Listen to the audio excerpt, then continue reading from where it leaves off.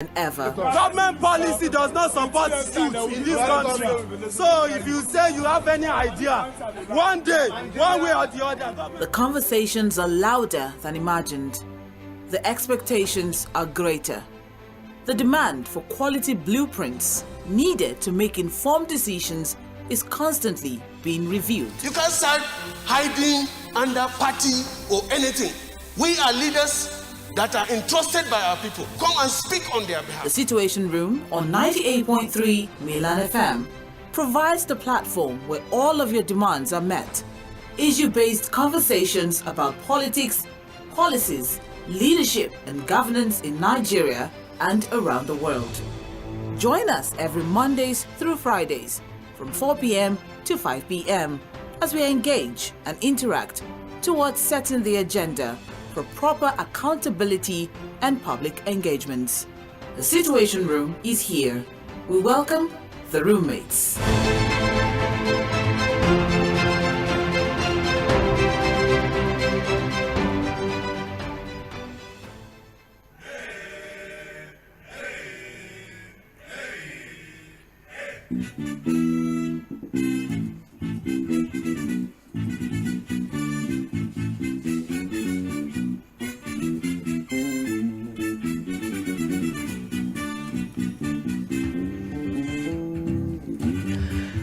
Okay, from whatever part of the world you're watching us or you're listening to us right now, you're welcome to the Situation Room, live on Mainland 98.3 FM, the sound of Lagos. Significant day, no doubt about that.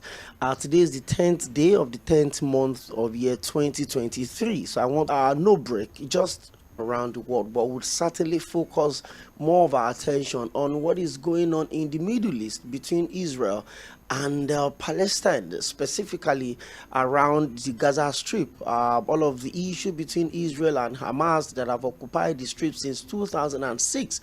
And then if you go historically on this show, I would certainly touch some of these things today from 1946 to 1947, the declaration of the State of Israel in 1948, and then, just go on like that, down to 1949 when, due to the war that broke out after the State of Israel was created in 1948, led to the region being broken into three parts: the State of Israel, the West Bank, and of course the Gaza Strip. And the Gaza Strip seems to have been a constant hotbed in the issue of possession of land, territorial control amongst some of the states within the Middle East. So we've got so much on the menu to talk about on the show today. My name is OPEYEMI AkInyode, and I always do this with you every Monday, Tuesdays, Wednesdays, Thursdays, and Fridays. We take you through from 4 p.m. to 5:30 p.m. We talk about politics, we talk about policies, we talk about governance, we talk about leadership, everything you need to know about our daily existence as a people, especially as Nigerians' constant demand for accountability and good governance in line with the promises that was made a build up to every of the elections we've had. So it's a good time on the show today. We're going to be focusing on the Gaza-Israel conflict. We're going to look at it from a historical point of view. We're going to look at it if it's a modern war. We're also going to look at it if it's from the place of proxy war. Are these wars being fought on behalf of other people? What leaders have come together? And we're going to look at the role of the United Nations in all of these also. We'll also look at, the conversation around China and Taiwan. China constantly questioning the authority and the territorial independence of Taiwan as a nation on its own. We'll also look at Russia and Ukraine. We'll come home. We'll look at the long-term or the short-term effect of these wars on Africa. We look at how bad our borders are. The fall of Gaddafi in Libya, how did it affect us in terms of how bad Nigeria, black markets for weapons got within that period? Like I said, it's loaded on the show today, and I'm not going to be doing this alone. I have our own in-house, SAHEED FUHAD, joining me on the show today, and together for the next 80 minutes or thereabout, We take you through everything you need to know in respect to this conflict going on in the Middle East between Israel and the Palestine. And there's been a lot of misconception about it. We look at it again from the political point of view. We look at it from the religious point of view. Where does Iran stand in this? Where does Russia stand in this? Where does the United States stand in this? The alliance with Israel, the alliance of Russia with Iran, and the alliance of Iran with Hamas as their own. So there's so much to talk about on the show today. Yeah, you heard, my name is OPEYEMI Akiniode. Welcome, SAHEED FUHAD. Thank you for joining me on the show today. Thank you, OPEYEMI Akiniode, for having me. Well, it promises to be loaded on the show today. I had to go through all of that perspective so that people would know where we're coming through on the show today and why we decided to have a special. Because in the last 76 hours or thereabouts, the numbers are outrageous.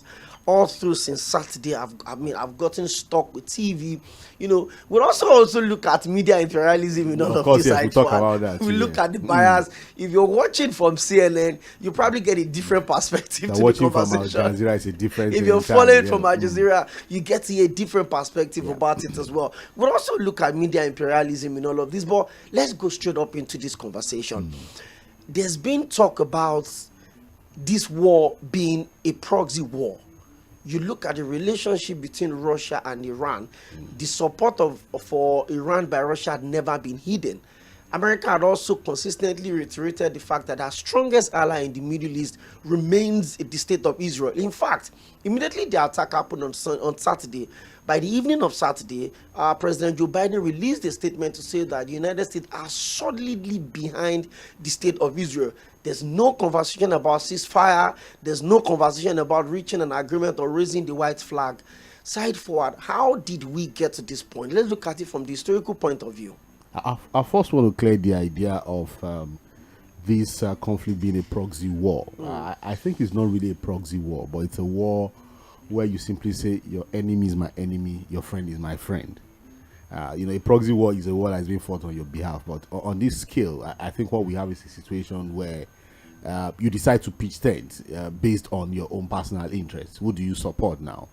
I will never forget that one of the leaders of the United States had said that if you want to understand the relationship of the United States and Israel, just understand that Israel is the 51st state of the US. They have 50. So just put Israel as number 51. So basically what that tells you is that, look, Israel is an extended territory of the United States of America. And if you look at the relationship from time immemorial, you agree with me that it's been a relationship where it's difficult to really say which is which. The two work together. They share intelligence. It's a union that can never be divorced, no matter who becomes the leader of the United States of America. So I need to clear that aspect of being a proxy war. It's unlike the Ukraine-Russia war. This is a war that has a strong history that we need to delve into. Again, I believe there's a divine architecture to this. I actually believe that there's what is called a divine architecture to what we're seeing. And I believe that this in itself is a conflict that would never end. I'm sorry to sound this way. It's just the reality. But let's take it back to even the biblical days. Let's take it to the periods of the Bible where you had how the Jews ran from the land of Egypt, and they were dispersed all over the world and all of that, till the period where there was now a conversation for the Jewish state, for a Jewish homeland. What led to that demand for the Jews to have their own homeland? The persecution of the Jews all over the world, spearheaded by Adolf Hitler. So you ask yourself, who was this Adolf Hitler to have gone after the Jews? What could have led to all of that? I feel there's a divine calling to it, because if that had not happened, OPEYEMI, there would not have been a need. Maybe. Although there have been conversations about the Jews having their own state, going to that territory that has a bit of history to them. But the persecution of the Jews all over the world, mostly in Europe, was what now heightened that conversation to say, look, these guys have to have their own homeland. And so the modern founding father of Egypt, a particular David Ben-Gurion, proclaimed the modern state of Israel on May 14, 1948. So until 1948, there was nothing like the state of Israel. You know, although we had Jews spread all over the world. Incidentally, again, these were people who dominated businesses. They were the richest of the rich. They were in architecture, in science. They were innovators, and so they were one of the most successful peoples of the world. And so, but that period in itself started the conversation around this particular conflict. So 1948, the state of Israel was created. And how was it created? Another very big conversation that we need to talk about. Who identified the exact place that is called the state of Israel today? Who were the people that agreed to the specific location and all of that? Like you said, OPEYEMI, in your introduction, there has been conversations around a two-state solution. Let have Palestine and Israel exist side by side, but there's a big problem to that. How do you now demarcate the line? Where do you draw the line? If you look at the map of modern day Israel, you look at Gaza, you look at the West Bank, you look at Jerusalem, which the funny thing is that both Palestine and Israel claims Jerusalem now. Both of them are laying claim to Jerusalem. That's even a big problem. We're still going to talk about that. But Gaza is a strip. They call it Gaza Strip because it's just on the edge, a very small land on the edge of the Mediterranean, just by Israel. Now, the West Bank, which has the government of Palestine, is on the other side. And so what you have is Palestinians are scattered even within that territory. So if you're going to create a two-state solution, how do you create borders now? Distinct borders that can be governed separately from the influence of the other. It's a big problem. So what we have is a situation where Israel has to survive. The West gives it all the support, led again by the US, giving it all the support, military solutions, and all of that. Up till now, OPEYEMI, there's hardly any Arab nation that recognizes the state of Israel. Of course. Officially. Even Saudi Arabia. They don't. They don't even recognize it as a state. They see them as an occupier force who has come to take the land of their Muslim brothers, the Palestinians. So if you look at all of that web, you understand that this is a web of confusion that predates anything anybody can think of. And that's why I think there's a divine architecture to all of what we are seeing. Unfortunately, where would the solution come from? Okay, I can't see anywhere where a likely solution coming from anywhere, because the parties have already picked sides. Saudi Arabia in recent times have been making efforts to normalize relationship with Israel. In fact, it would have been one of the greatest achievements of the Joe Biden administration, to officially recognize the state of Israel. And they were getting close to it. You have a Mohammed bin Salman, who looks a bit more liberal, is opening up Saudi Arabia, and there've been a lot of backdoor diplomacy between the US, Saudi Arabia, and even Israel. So they were almost going to achieve the impossible, because one of the things international watchers have considered almost impossible is to sue Saudi Arabia officially recognize the state of Israel. But OPEYEMI, as I speak to you, all of that has been dashed. In fact, Saudi is made to make public announcement now that, look, they stand by Palestine. The holiest city, the holiest mosque in the Islamic world is in Saudi Arabia. And I understand why this is a big dilemma for Saudi Arabia. It's a very big dilemma for Jordan as we speak. Qatar. Even for Lebanon. Even for Lebanon, because again, look, there's no way Israel can normalize relationship with any of the Arab nations without resolving this problem of Palestine. So it's bigger than what people, because I've seen people think it's a religious thing. I say no. I told Sandra and Sage over the week, during the week, that look, on Sunday, because from Saturday there was no other thing to watch. I had to, all through the night on Saturday, as it developed. We talked about it on the early hours of Sunday. I had to even call you, look, are you following events? And my 10-year-old boy came close to me, sat beside me, we're watching TV together. So I guess he could not understand this idea of bombing, the killing, and of course he was reading the whole thing. And at a stage he asked me a question of me, why are they fighting? And for like 5 minutes I didn't know what to tell him, because I was like, okay, how do I explain this to this young boy? I guess he was wondering, and eventually I told him, I said, they are fighting over land. And you know what he told me? He said, land is everywhere. So again, it's a very big thing, and that's why I think that we're still going to delve into a lot of things around this. But I think this is the divine work of God. And people would ask me how.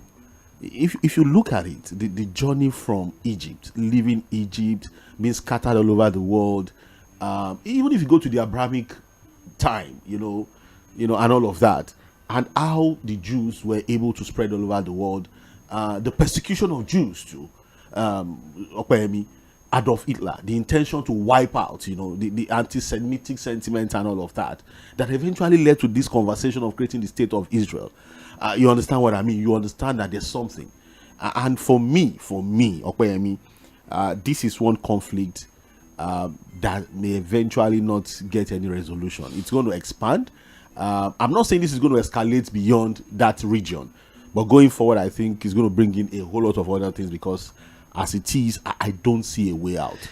Now, thank you very much for setting all of that conversation. But I have something in front of me right now, and it is the numbers in terms of balance of terror. Since 2008, every single year, we've had this war. Sometimes 14 days, sometimes 9 days, sometimes 7 days, sometimes 3 weeks. Okay, this is going to be the longest. It is most likely going to be the longest. And we've not had anyone since 2020. So now, Israel had come out to say, okay, I think we need to take a very quick break. Okay. I'm going to play you an insert, just less than 2 minutes. All right. It is the voice of the Prime Minister of the State of Israel, Benjamin Netanyahu. All right. And maybe when we come back, people would understand how and why Israel is going all out on this issue. On this particular one. Yeah. And would have to break it down a little bit. From the creation and the declaration of the State of Israel in 1948 till now, there had never been a constant peace in that region. Never. There'd been the charter by the United Nations. The Oslo There'd Accord. been twice the Accord, the Camp David Agreement Nothing by the has United worked. States. All of these are And I'll tell you why it's not working. We'll come back and talk about that. All right. And I'm going to also ask you, is this a modern war? Now, if you look at the event leading to the First World War, you look at that leading to the Second World War, and you look at where we are right now as the world itself. There's chaos in almost every country. All of the big countries in Europe. America is dealing with gun control. Germany is dealing with immigration Issues, yeah. Britain is dealing with Brexit. Every Africa single has co- issues of coup, Don't let us even come to poverty. that. They are cool even within cool in And nature is Africa. also dealing with human beings. Unfortunately. But I would need to quickly play this one. This is the voice of Benjamin Netanyahu, and he's giving his position why the state of Israel is at war. We didn't want this war. It was forced upon us in the most brutal and savage way. But though Israel didn't start this war, Israel will finish it. Once the Jewish people were stateless. Once the Jewish people were defenseless. No longer. Hamas will understand that by attacking us, they've made a mistake of historic proportions. We will exact a price that will be remembered by them and Israel's other enemies for decades in their homes, even Holocaust survivors. Hamas terror, and just as the forces of civilizations united to defeat ISIS, the forces of civilization must support Israel in defeating Hamas. I want to thank President Biden for his unequivocal support. I want to thank leaders across the world who are standing with Israel fighting for its own people. The entire civilized world wins. Benjamin Netanyahu and war that is about Israel. He talked about a war that is reaching out to the enemies of Israel. That was why I asked you initially, The proxy war thing. does this have anything to do with the proxy ideology? Now, he also talked about the fact that once they defeat Hamas, they've done that in the interest of the civilized entire world. civilized world. Is there any justification whatsoever for what is going on in the Gaza Strip by Israel? Now, whatever happens on Saturday was not a one-off. Yeah, of It's course. something that happened, the issue they've had with Lebanon. The average Israeli back, and then this guy Palestinian out. Actually, all our lives on all frontiers in Jane. So this is problems.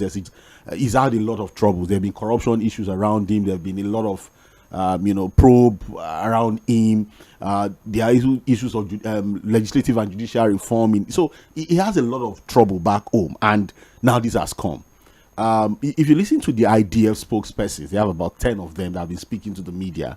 They said this is the biggest intelligence failure in the history of Israel. I was going to go to that. For a while now, There's been constant monitoring on the weapons and movements along the Gaza Strip. No, there's the allegations of failure of intelligence, because this obviously caught Israel way off guard. Yeah. But now, if you look at how coordinated the attack was, it was simultaneous both on land, on water, on air, on sea. It was open. It was a clear violation, according to what the state of Israel 28 places in a statement simultaneously. Is this Israel's loose guard, or you think it is the ISIS and the Hamas getting more sophisticated every time? Opeyemi, this is going to be like one of the biggest wonders of the world for me, and I'll tell you why. Like I said, there's a blockade. Electricity comes from Israel. And so one movement of rockets were being done, because of course there are moles. For Benjamin Netanyahu, you have officials in Israel saying that, look, we have a common enemy now. Let's deal with that. Come back. We'll have to come back to him, because this is and the fact that he has a Mossad background. So Biden is also in his intelligence, and so sometimes you work together. So this is one of the biggest intelligence failures from Israel and the Western world, and the consequences are there. That's why you see Israel saying that, look, there has never been any situation that has led to the death of Israelis ever in their history. One event, killing them on the same day. As we speak, there are people even saying that, look, they are managing the figures. They are managing the information, because it's well to question. As Israel has always looked in terms of everything. And so for them to have been breached in that manner, 28 different places, take it over, put it. Yeah, brilliant conspiracy theory, deep state politics, sometimes it happens that way, but not to see your people slaughtered in this manner, because this is, it's way too big for Israel to take. I always say, look, if you want to understand, and in exchange for just one soldier, Opeyemi, Israel released close to 1,000 Palestinian prisoners. And there are reportedly over 200, almost 200 that are abducted as we speak. While but we're not. I heard that. But at this point, Israel is not backing down, and as one-sided as we think this, and people never see the kind of peace the world thinks it will get. Whether it is that's diplomatic response. Let me say no, okay. and I tell you. Let me just, if you want a straight answer, I tell you, and I'll tell you why. There's this idea that, look, if you have someone that builds a coffin, he keeps building a coffin, he sells a coffin. How does he sell? He prays for people to die. He prays for people to die. Now, I said there's a divine architecture to what is happening, and I want you to pay attention. Opeyemi. The world has ended. We read the story of the Ark of Noah, where for the first time the world was cleared using water, and the people that were saved at that time were the people who made it to the Ark of Noah. Now, if you read through some Islamic verses, scriptures, and all of that, and even verses from Christian books and all of that, there's an end time coming. Both religion predicts an end time, and I'm sure other religions also talk about a time when the world would end. The big question is when and how. When, almost extremely difficult to answer, because there are no timelines to it. So what you see in most of the scripture is symptoms, things that will continue to happen, to give an inclination as to we're getting close maybe 2, 3, 4, 5, 10 centuries from now, but something would eventually happen. But what are the things that will predate or will begin to happen for you to begin to have an idea of an end time conflict? And my grandfather once told me that there are Islamic scriptures that says the world would end by the activities of human beings and the creations of human beings, the things we create with our own hands. Opeyemi, the weapons we are building, the biological weapons, the chemical weapons, the nuclear weapons that we are building, would have to be used one day. I'm sure that the Western world does. That's why there's this nuclear proliferation agreement that, you can't just allow every country of the world to be a nuclear power. Because if you allow that to happen, that's the destruction of the world. That's why you see the US monitoring North Korea. You have everybody trying to, watch over themselves. Because if you have nuclear proliferation around the world, if every country of the world have access to nuclear technology, then triggered. And who says it's not going to happen? The way we're going, who says it's not going to happen? So whether anybody likes it or not, Opeyemi, we are edging close to a period where nations will rise against one another. What will lead to that? The foundation is already laid. And these are the kinds of crises that we need to pay attention to. Because if you look at it, there have been a lot of efforts to mediate and resolve this particular crisis. And whether you like it or not, it has a bigger global dimension than even Russia-Ukraine war. I'm telling you. Because in it, there are people who see it from the religious angle. In it, there are people who see it from the tribal angle. And there are people who just pick sides based on interests. So it has a bigger. And that's why when it started on Saturday, have you seen any media out there talking about the Ukraine-Russia war? Because this has bigger implications, the way it has happened now. And as it is, the latest information we are getting, I doubt if Gaza is not going to be wiped out. Which is quite unfortunate. Now, let's come back to how some of these things could eventually play out. Now, the United Nations Security Council is not even putting up any conversation yet. Israel said they are not ready to talk. The alternative representative of the United States on the UN Security Council is also saying that the United States stands solidly behind Israel, whatever they want to do. Now, Saudi Arabia has said they've withdrawn every negotiation they want to have with the state of Israel in acknowledging the independence of Israel by itself. Lebanon is also saying they are going to get involved. Qatar is even blaming also putting Israel. it on Israel. Iraq is also saying, hey, and Iran, they're solidly behind Palestine, wherever Palestine wants to go to. And that has to do with religious, agreement, saying, okay, we are brothers, we're together. The enemy of my enemy is also my enemy. Your enemy, that's and the enemy of my enemy is my friend. The friend of my enemy automatically becomes my enemy. Now, how does this affect Africa? Now, when the war in Ukraine started out almost 2 years ago, a lot of people felt it was a war that was far from us. But forgetting the fact that 80% of the wheat that we consume in this country is brought in from Russia and Ukraine. And once that happens, countries around the world are benefiting, especially from the demand of oil. And we're not benefiting from that because we don't refine our own oil. Other countries around, even Africa, are smiling to the bank because of the fact that our oil are in good demand. But in this one, when Saddam Hussein fell in Libya, there was high increase in proliferation of small arms along the Sahel region. And the biggest destination, the biggest market is Nigeria's black weapon market. Should we be worried?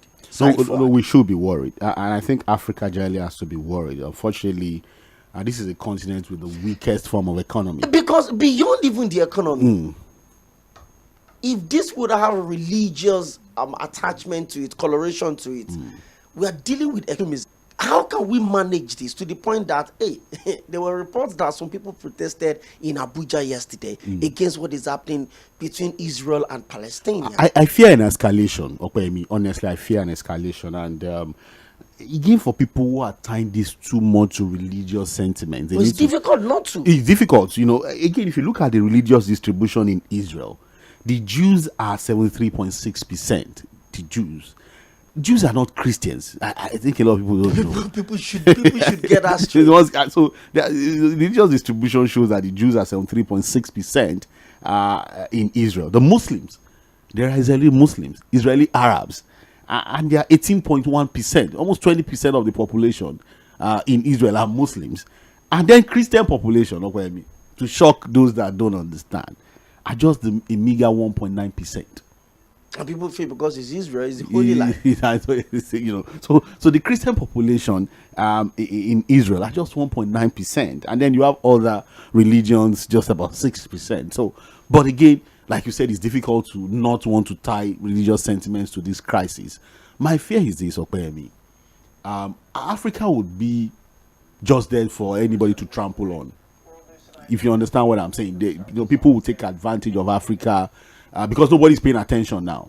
Nobody's paying attention to Africa now. Everybody, the eyes of the world is on this particular crisis. So what would happen in Africa is that, look, because again, Africa has not been able to deal with its own internal security without the support of the West. Look at what is happening in Niger and some of the Francophone countries now. Just France pulling out now. Some of these terrorists are now having a free day. running riots in Burkina Faso. Mali has not been able to deal with terrorists because France has left them to their own fate. It's also happening in Niger. My fear with that is that, look, Nigeria is very vulnerable along that line, whether we like it or not. Because, in the conversations of Boko Haram and all of that, ISWAP comes in. That's a terrorist organization with links across the Maghreb, right from West Africa. So we have that problem to also begin to pay attention to, because what will now happen is that, look, nobody pays attention, nobody cares, everybody, and a lot of things are going on. That's on one side. So insecurity, if we're not careful, is going to be widespread in Africa. Nigeria, whether we like it or not, is vulnerable because, again, it's been a joint effort really to push these people back. And now that nothing is happening in the world, France, I'm sure, will be monitoring things, looking at what is happening. America has sent one of the largest warships ever built by the United States to the Mediterranean in preparation of an escalation of this particular crisis. So, because again, America don't just deploy for the sake of deployment.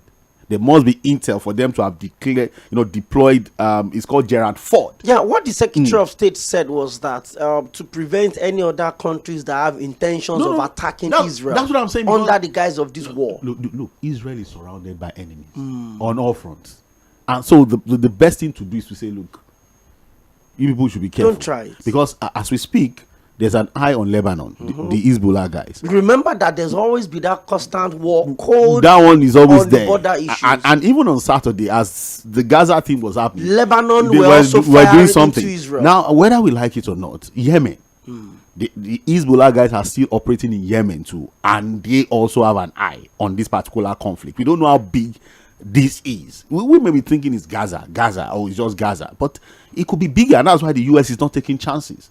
That's why they had to move Gerald Ford to the Mediterranean in preparation for any eventuality. Now, whether we like it or not, Iran is also quietly looking at things happening. There are also Jordanians who are also... So the entire Arab world, whether we like it or not, is on the edge as we speak. SAHEED FUHAD. Yeah. Is this the third world war starting on us? Well, again, for people who have said that a third world war will not be won by any party, I mean, not be resolved, it's going to be total destruction. I think we are not going to see a third world war, but we're going to see something close to it if we're not careful. Because a third world war means everybody is involved. Now, why I asked you that question? I took that question out of nowhere. And why I asked is this. You just mentioned like 6 or 7 countries that are obviously showing loyalty to what is happening within the Gaza Strip. And we don't know what's going on with them. You talked about Hamas. You talked about Lebanon. You Yemen. talked about Yemen. You talked about Iraq. You talked about Iran. You talked about even some even the Afghans. Afghanistan. They are dead. Now, all of these countries are on one side. Now, there is the G7. There's the G11. There's the G32. India is also Israel, with Israel, 100%. Yeah. It looks like this is a case of all of us are on this side, we're fighting against this side. Yeah. And why I said, is this the third world war is this? It is obvious that there will be chemical weapons coming into this. The war that is going on between Ukraine and Russia, there are talks about the fact that Russia is using passive bombs on Ukrainians. And what that means is that a passive bomb can be dropped at anywhere, and even kids within the park can pick it up, and then it just goes off like that. That trigger bombs, all of these weapons that ordinarily on the balance of terror, they're not supposed to use in a civil war. Well, yeah. If this continues like this, and countries are showing loyalty to this and that, like Saudi Arabia is doing to Palestine at the moment, what else do you need for someone to tell you that we may be in for a civil war or a third world war? We are in for something big, but I'm careful not to use the phrase a third world war, and I think you should just allow me just say the way I want to say it. We are in for something very, very big and disastrous, something that would be, because if you listen to Benjamin Netanyahu, he said something, and he said, look, we're going to take Palestine 50 years back. That was what he said, that we're going to deal with them to a point where we take them 50 years back. And I'm sure that all of these other guys are not going to sit back. Whether we like it or not now, you're going to begin to see protests all over the world. Empathy already. There are, the videos are there. Again, we're going to talk about media imperialism, division amongst the media. if you watch Al Jazeera now, they are just stationed on Gaza and bringing up the realities of Gaza. It's a Qatari-based media. So what they do is bring up the reality of Palestinians as the Israeli bombs are dropping on them, the casualties, the fact that the hospitals are running out. In fact, medical care in Gaza is going to collapse any moment from now. There's no power supply to them. It's a complete blockade now. That's what even the defense minister of Israel is saying, that look, block everything, water, food, just block everything. And what else do you expect? And that's why you now see that journalists working with Al Jazeera already using the word genocide deliberately. They're already using the word that this is in itself an attempt to wipe out a complete ethnic population from the face of earth, and it's inching towards that. And if that continues, definitely people are going to come into this. You're going to get support from the other Arab brothers. You can see I'm choosing my words carefully. I'm saying Arab now because people don't understand that not all Arabs are Muslims.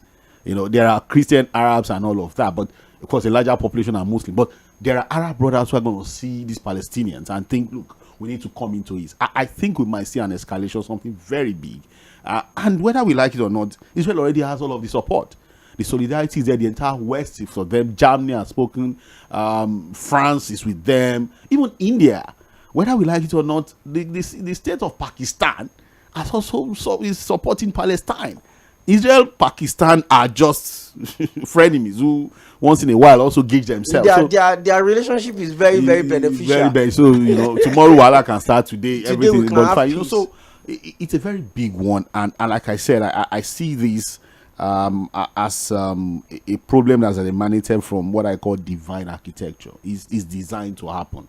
And will continue to happen. You talked about chemical weapon. There are bigger things than chemical weapon.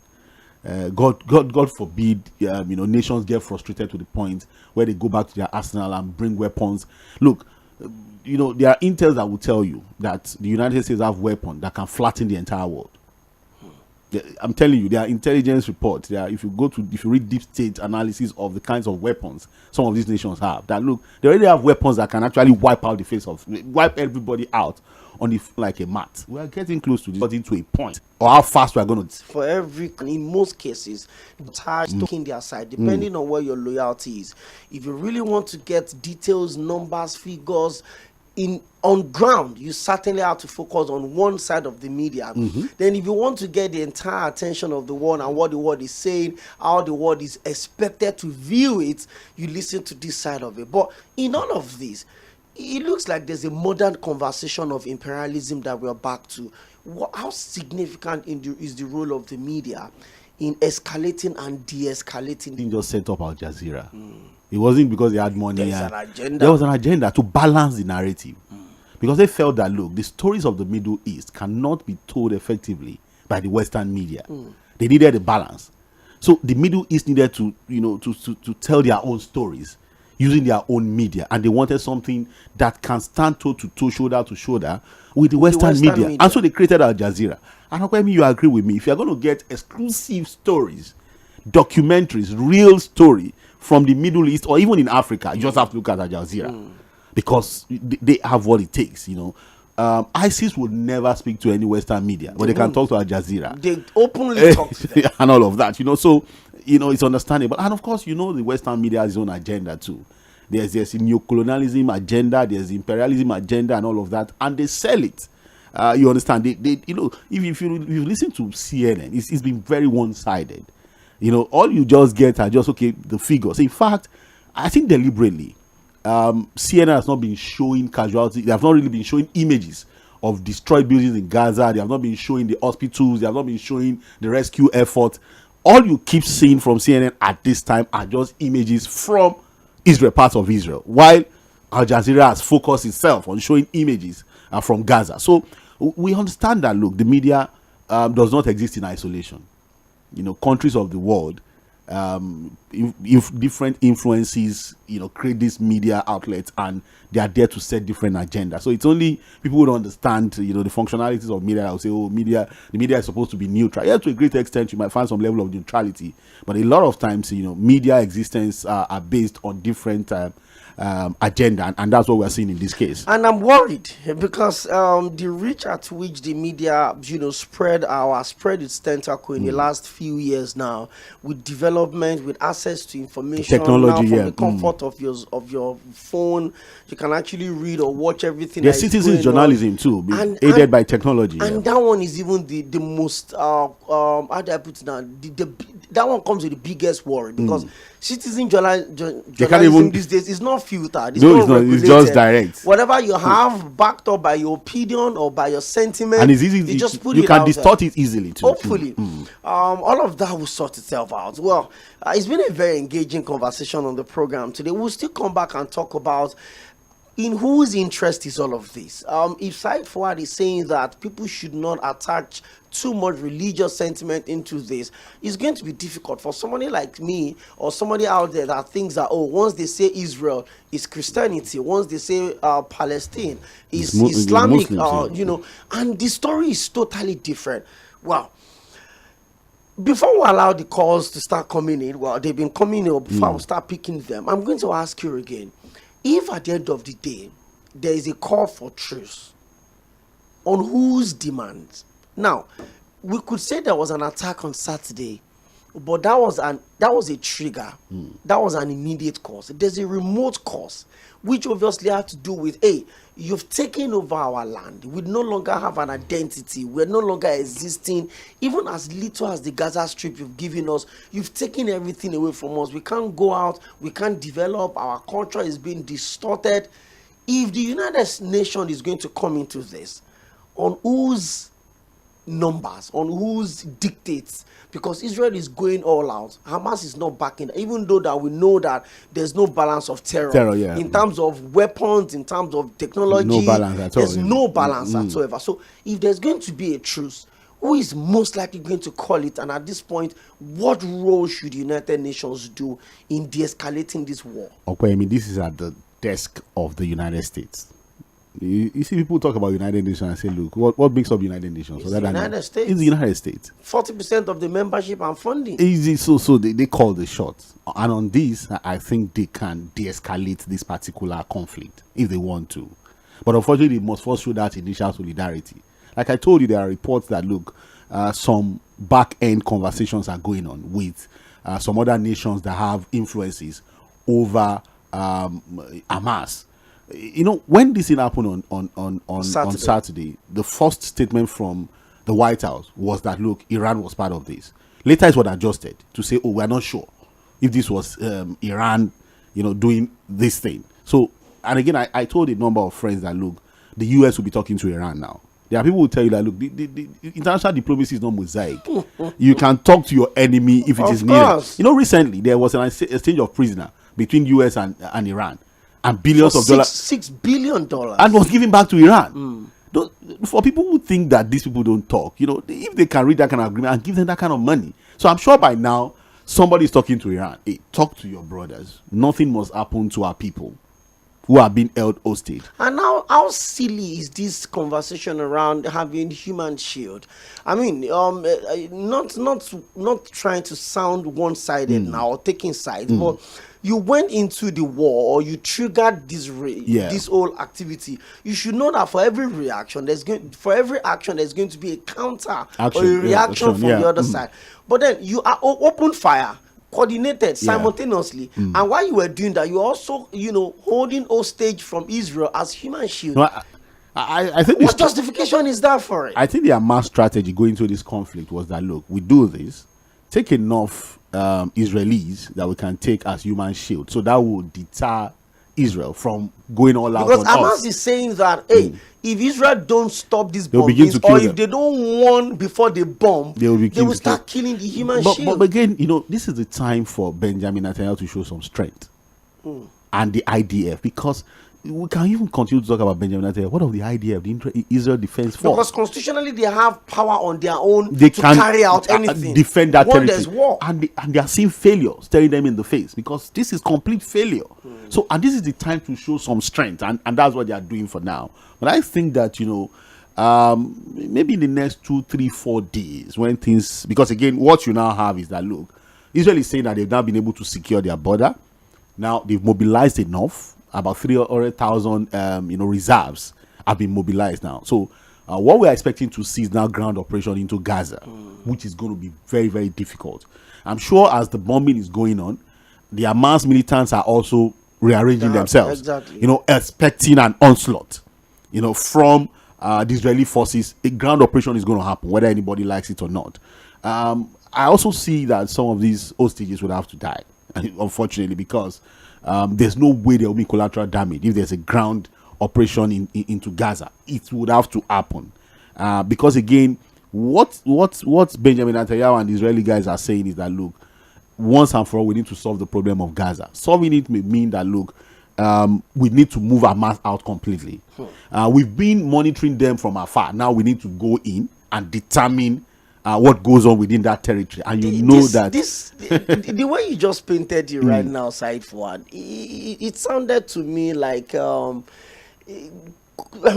so much imperialism in all of this. It looks like, hey, I can dictate or determine how you exist as a nation. You just said it, OPEYEMI, that there's no balance of power in this. And that's why there are people that will tell you that this is another form of apartheid. Again, these conversations can never end. And you can see that I'm choosing my words carefully, because this is a conversation that comes with too many sentiments, too many misinformation. People are already picking sides because of their own personal sentiments and all that. But the fact is the fact. The reality is that if you trace this, the story of the creation of Israel, how the land was demarcated, who took what, how the Israeli territory has been expanding, there's no way look, even the two-state solution, up till now, the state doesn't look workable. It's looking difficult. So you should ask yourself, what is the fate of the average Palestinian? And so when people say, oh, it was unprovoked, no, it's been there. The problems have been there. It's just that not to this level. But look, the people that are saying that, why is these Palestinian people complaining? Just take 600 square meter of land from their village. You see what will happen. How much will take a whole territory from people? Look, just recently in Osun State, 2 communities were fighting over land. And those are just, I'm sure, maybe how many meters of land they are fighting over. So, but we're talking about the people looking at themselves existing. Their existence is almost threatened. It's threatened. They live at the whims and mercy of the Israelis. Like I said, the Gaza Strip has been blockaded for how many years? Nothing exists. The borders are controlled by Israelis. Water supply is controlled. The business lives, in fact, for people who come in to do 1 or 2 things, is controlled directly by Israel. Even power supply to them. So they are living like refugees in their own land. So you expect these reactions. Again, one would think that, look, the people that are supposed to create this solution are not even giving solutions to it. You remember when the two-state solution was almost getting traction, and the issue of Jerusalem was in the mix, and then Donald Trump came. And then the biggest conversation around this thing, he recognized, he supported the move of the U.S. embassy from Tel Aviv to Jerusalem, which was in itself recognizing Jerusalem as the capital city of Israel, which Palestine has always talked about. So too many controversies, people that are supposed to be the mediators also being a part of the problem. I don't see a way out. Which is quite unfortunate. But then I guess this just tells us that the world is a global village. And then there's certainly no country that can run in isolation. Everyone is connected to the other, whether by trade, by religious sentiments, by tribal or by political affiliation. Something is joining everybody together.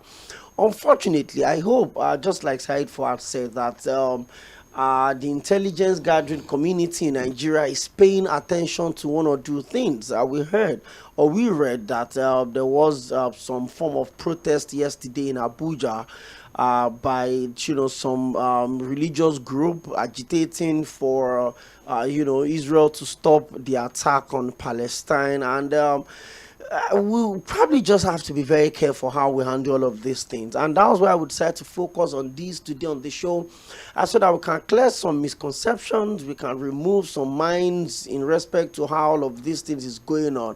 Is a war of ego, is a war of sentiments, is misinformation on so much page, facebook.com/mainland98.3 FM, to drop your comment, or you can also go to our YouTube page, mainland983, to drop your comment on there, and then let's have this conversation.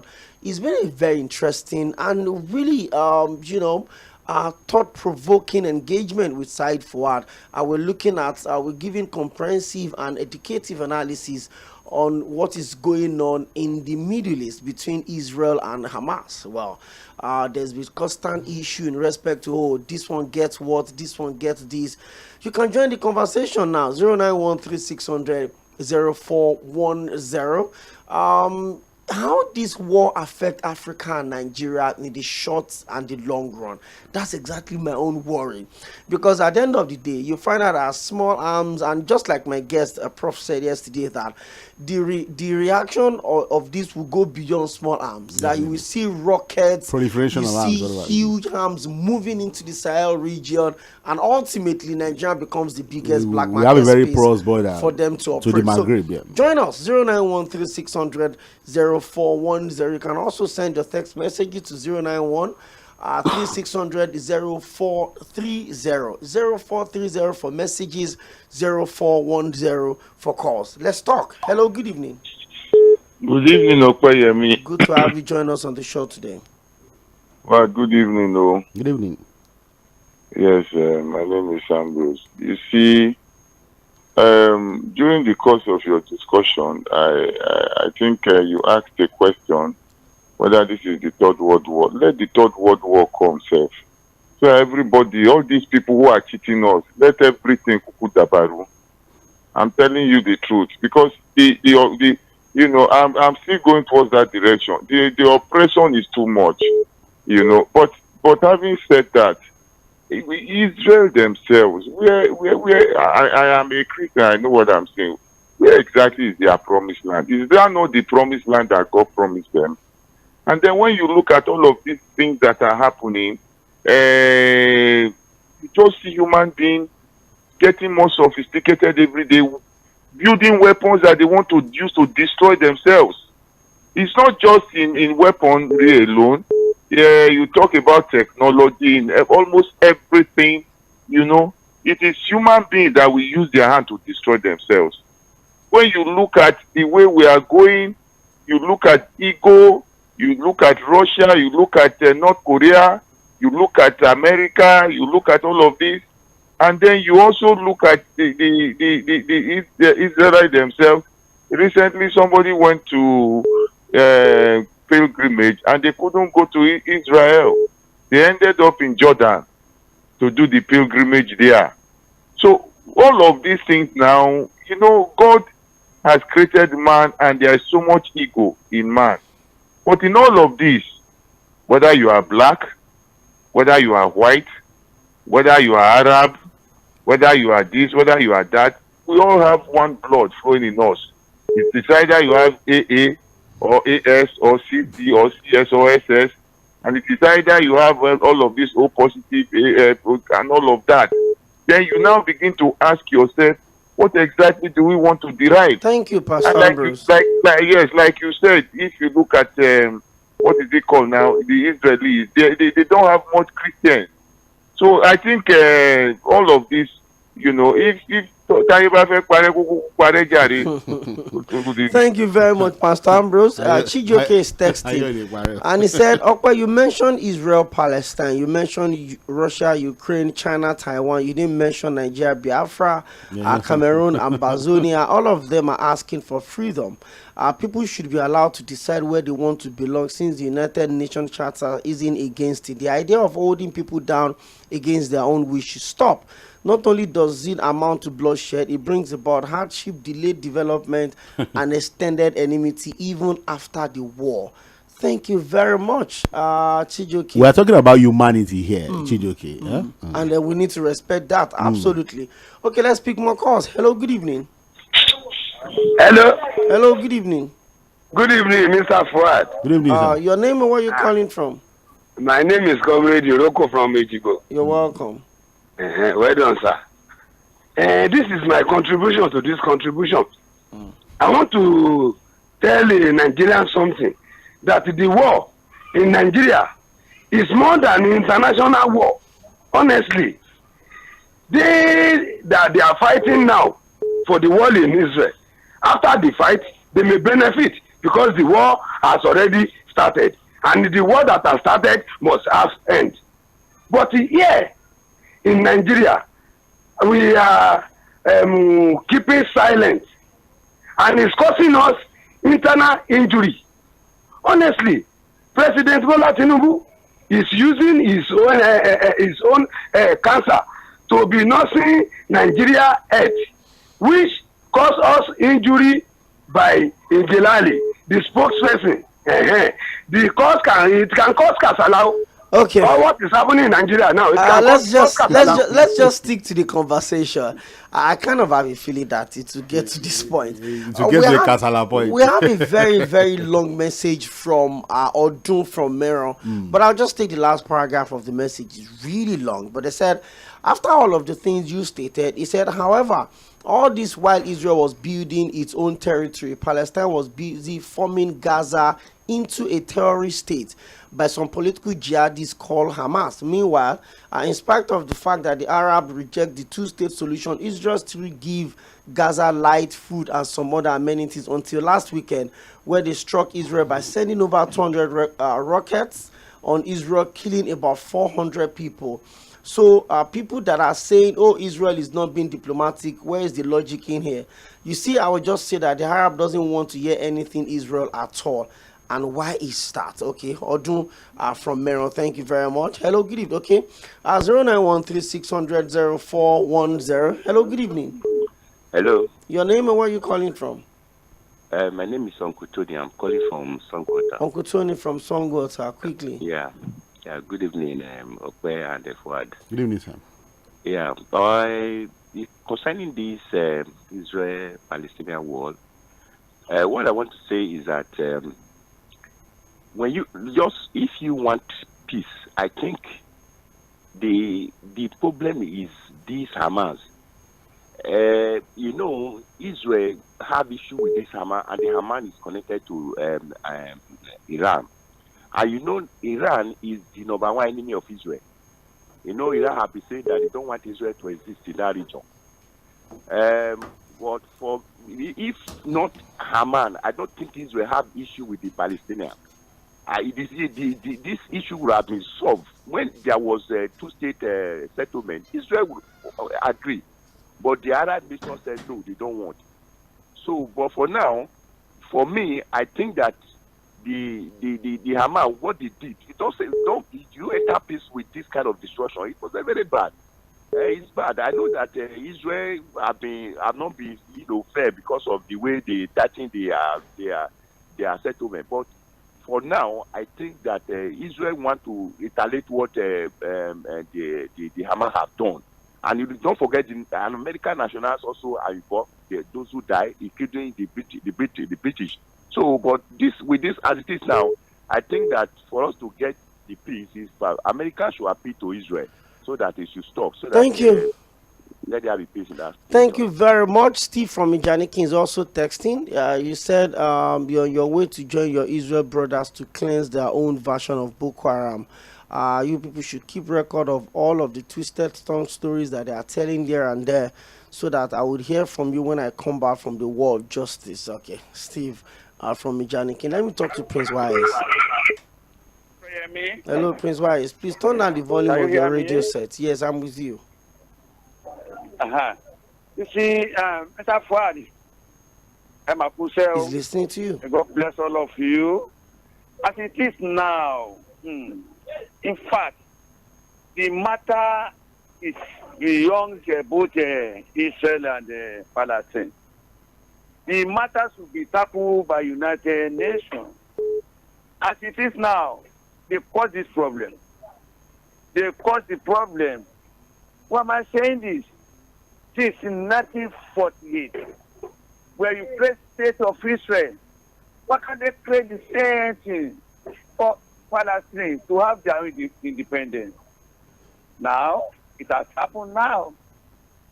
And first of all, I have to lay my claim to the doorstep of Palestine for attacking Israel first. And the retaliation is allowed. But now, it's not taking a devastating stage now. So for me, Palestine should have done something long time ago. If I were the president of Palestine, I will bombard United Nations day and night, protesting. I need my own autonomy. I want to be independent nation. Thank you, Prince Wise. If they have been doing this long time ago, I'm telling you, the whole world will rise up and save United Nations. It is with their independence. If that's coming, please not also a million. It's a country. South Sudan is a country. What has to give the independence? Thank you, Prince Wise.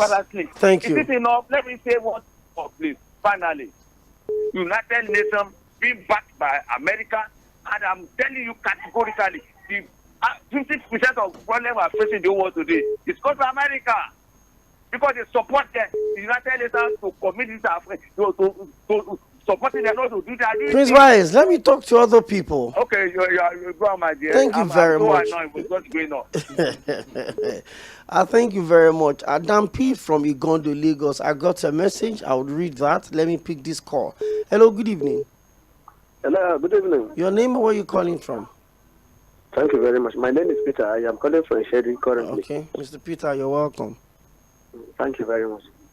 You know, since last week that this news broke out, honestly, I feel so pain. I was touched.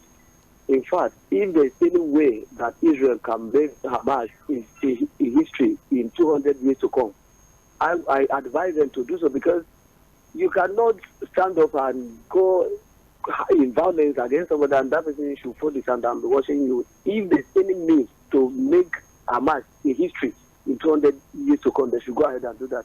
And by the grace of God, God was strongly behind them. Thank you very much.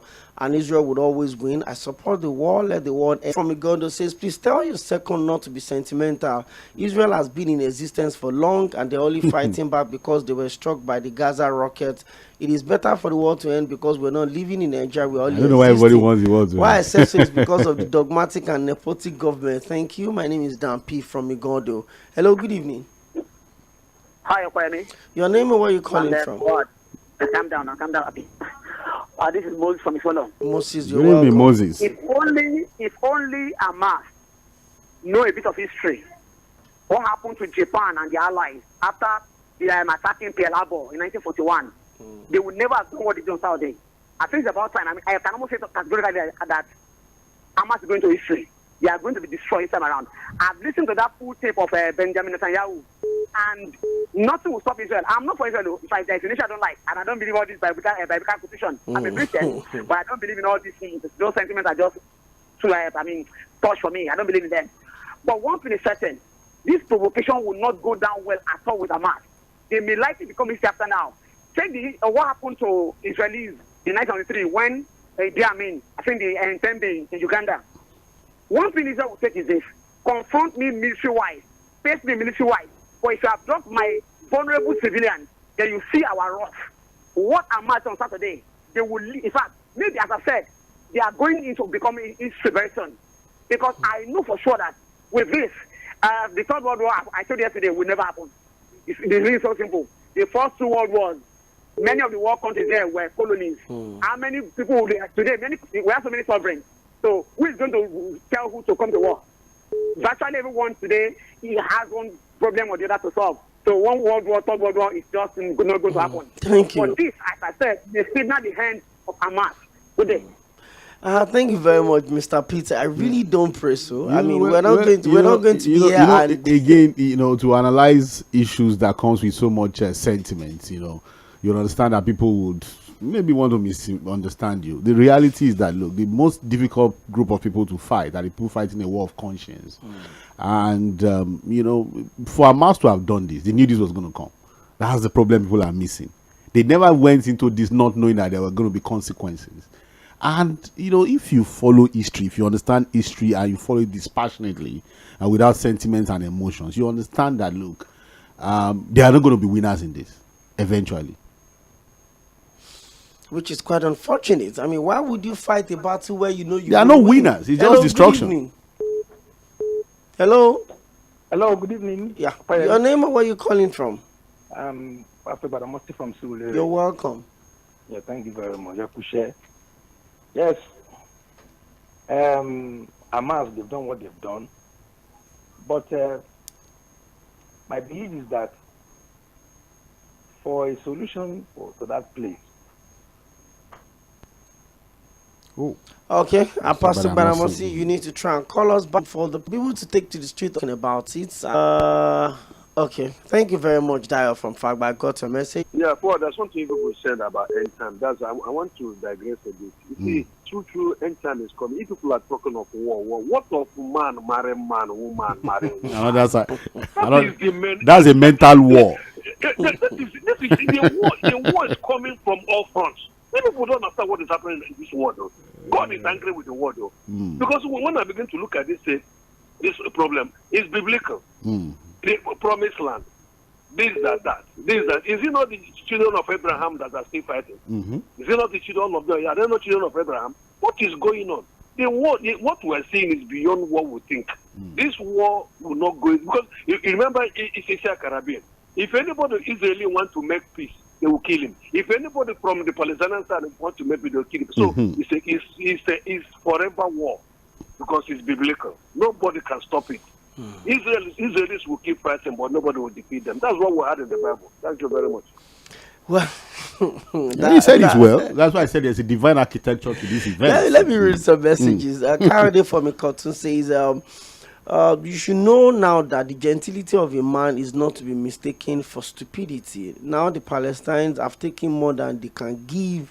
The Israel said they would give Palestine what their coming generations would see and feel. Mɪᴅᴅᴟ Fuhad. Who says Israel has been gentle? I mean, there's been the constant attack going on in that place. Hello, good evening. Hello, good evening. Hello, good evening. Good evening. Mr. Far, good evening, sir. Good evening. Damlala from Malaba. You're welcome, Damlala. Honestly, I think the enmity between Israel and Palestine that started long ago in the Bible. And I don't know, maybe they had a kind of agreement to be enemy forever. Because at this level, we believe, yes, what we read in the Bible to be of the whole time. At least you are energetic, digital world now. They should apply digital mentality now, digital brain. At least to resolve this matter. But the only thing is just that I believe that, yes, it's as if the man is going to an end. The state of man is going to an end gradually. End time. Maybe the Bible talks about rumor of war. We have heard a lot. Maybe the world is going to an end, but I don't really know where the whole thing will start. Our problem right here is, it's one side, global war. Okay, third world was talking about who and who going to survive it. After third world war, are we going to have the world in existence? Are we going to have a fourth world war? So we are worried. These people, Israel should actually come down. It isn't just that they should not underrate. This time around, they should just resolve the whole thing. At least it's a Christian country. Because this thing will escalate. We have Christian countries like America. We have Muslim countries like Iran and Iraq. All of them. We don't want a kind of, these people should not set the world on fire. It should come down and resolve the whole thing. Thank you. Good evening. Thank you very much. That is if the world is not on fire already. Odun from a cartoon says, I disagree with Mr. Fuhad. There will be winners. It should go back to history. 6 days war. Israel amazed everyone with their stunning win over 4 Arab nations. Okay? How many wars have come after that? I mean, so where's the winner here? Yes. Let's talk to Barrister Peter Oko. Good evening, Barrister. Good evening. Well, with you. Okay, yeah, this is Barrister Peter Oko. I'm calling from Mīᴅᴅᴟ. You're welcome. Yes, God bless all of you for the good job we are doing. Well, on the issue we are discussing or focusing on, you see, I feel sorry for the Americans because this is the situation an average American would describe as: if you do, you are damned. If you don't, you are double damned. That's where America is now. Because you can see how quickly Joe Biden deployed Gerald Ford warship. Yeah, Gerald Ford is one of the biggest warship. It is, if you look at it strategically, it is not mainly because of the intimacy or support to Israel. It is part of it, but the ultimate thing, the most important thing to America right now is to guarantee the source of oil. Because they find themselves in a very delicate situation, they obligated to protect Israel naturally. Then they are also obligated to protect their interest, their oil interest, which comes from almost, I wouldn't say the enemy now, but from the Arabs. So if the Arabs get provoked, and the situation like 1973, where they have to put oil embargo on the U.S., then you're looking at a very complicated situation. So, yes, they have to play a very delicate balancing game between Israel, their interests, and the Arab world, Israel, and that of Palestine. Thank you, Barrister Peter Oko. Yeah, Brilliant. God bless you. Thank you very much. We need peace in the world. Please let us love one another, just like the Bible told us. Fred from Ikeja, you also sent a message appreciating SAHEED FUHAD. Thank you. Sam from Agodo says, if we calculate the time between the First and the Second World War, you will know that the Third World War is due. But we don't know how it will happen. Humanity has become uncontrollable. Only God knows what will happen next. Thank you very much, Sam from Agudo. Let me pick this one call, then I'll get back to SAHEED FUHAD. Hello, good evening. Okay, I think we got to that caller late. Now that we've illustrated some of these challenges, we've talked about imperialism, we've talked about which side of the divide, we've talked about interest. If this is ever going to end, if this is ever going to have an end point, because you look at the reasons why nations of the world are raising up against each other. It could be for territory, it could be somebody's putting your sovereignty into question, just like we're seeing between Ukraine and Russia. You're looking at Taiwan and China also. You're looking at some of these things. Is this the point where we need to look at the fact that the world being globalized is now a curse? Again, it's just the divine order of things. You know, I keep repeating that there's a divine architecture to these things.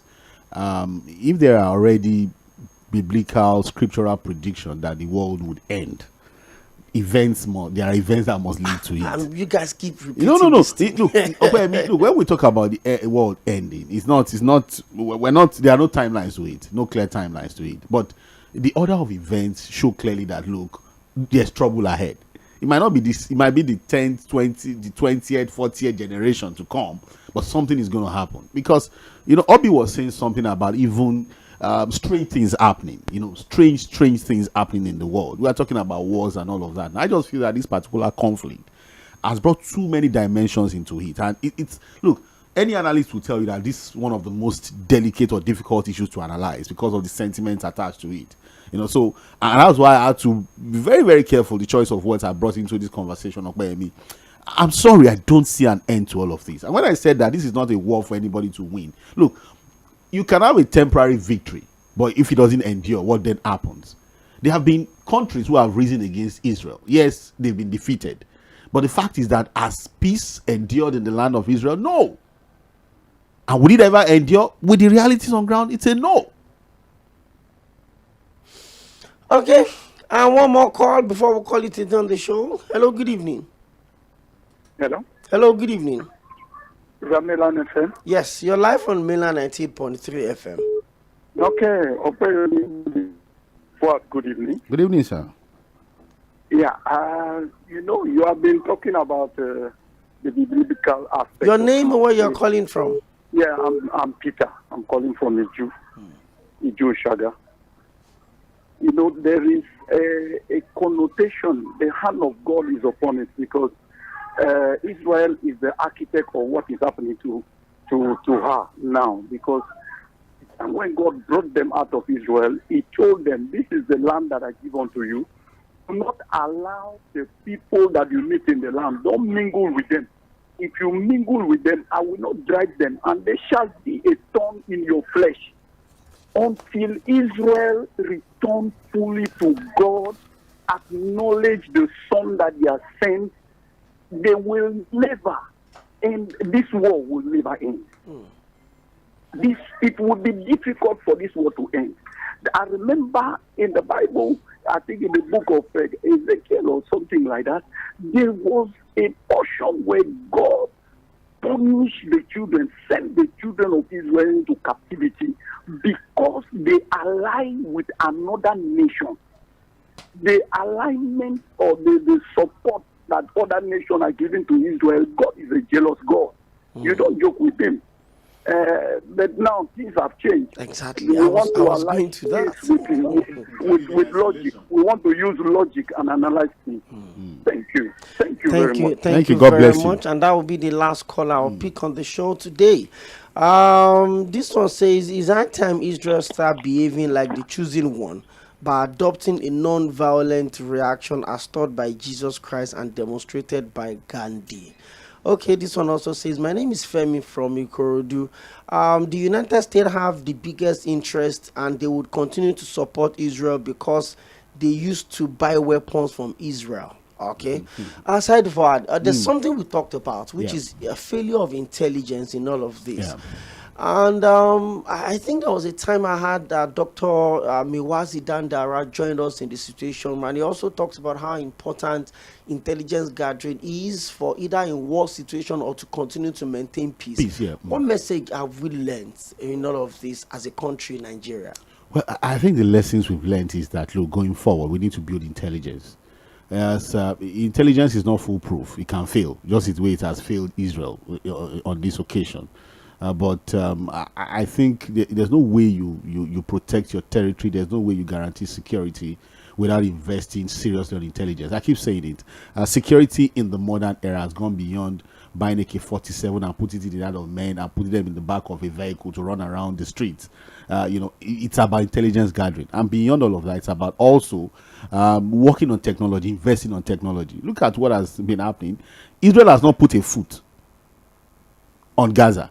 But look at the level of destruction, But I'm sure the ground troops will now go in. So, again, if you're going to have any balance of power in any warfare as it is now, intelligence and then technology. Thank you very much. On Facebook, Prince Shola Shodeke says, Hamas' decision to go after Israel is like committing mass suicide or harakiri. It is like they feel that we can't die.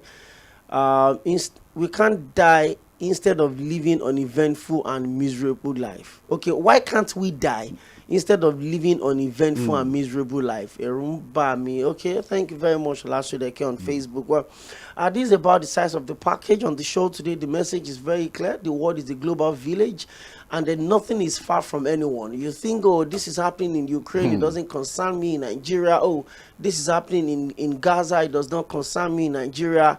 It would be interesting for you to know that everyone has a big interest. And the question we started this program with is the same one we're going to end it with. In whose interest is this modern war? Thank you very much, SAHEED FUHAD, for joining us on the show today. SAHEED FUHAD is the head of station for Milan 98.3 FM. He's also one of the lead analysts that we have in-house here. My name is OPEYEMI Akiniode. Keep your dialogue. By 5:30, the full bulletin would come through. And by 6 o'clock, the Sport Cruise guys will be back to take you through events and activities in the world of sports. Don't forget that when you see something, you say something. That is what we call intelligence gathering. It has nothing to do with the size of your weapon. It only has a lot to do with the level of the trust that you have in each other. Well, we continue to monitor the situation in the Middle East. We would also continue to keep an eye on what is going on in Ukraine and Russia. There's no country that exists in isolation anymore. Stay safe. I'll join you tomorrow for the midweek edition of the Situation Room. God sparing our lives. You're